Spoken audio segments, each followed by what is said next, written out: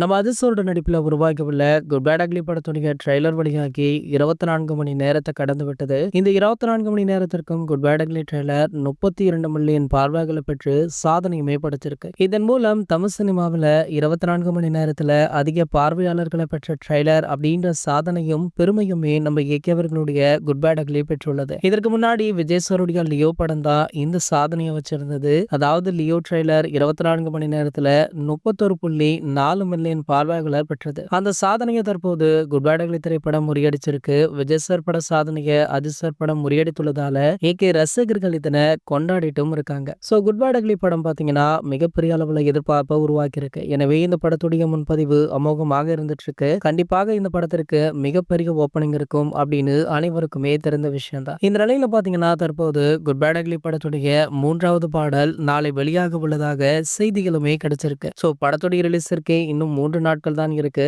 இதற்கிடையில இன்னொரு அப்டேட்டா ஹாதிக் நீங்க வேற லெவல் அப்படின்னு ரசிகர்கள் கமெண்ட் பண்ணிட்டும் இருக்காங்க. சரி, ஓகே, இந்த 3வது பாடலுக்காக உங்கள யாரெல்லாம் அவளுடன் காத்துட்டு இருக்கீங்க அப்படின்றத கீழே உள்ள கமெண்ட் செக்ஷன்ல கமெண்ட் பண்ணிட்டு நம்மளுடைய அஜித் 360 சேனலை மறக்காம சப்ஸ்கிரைப் பண்ணிக்கோங்க.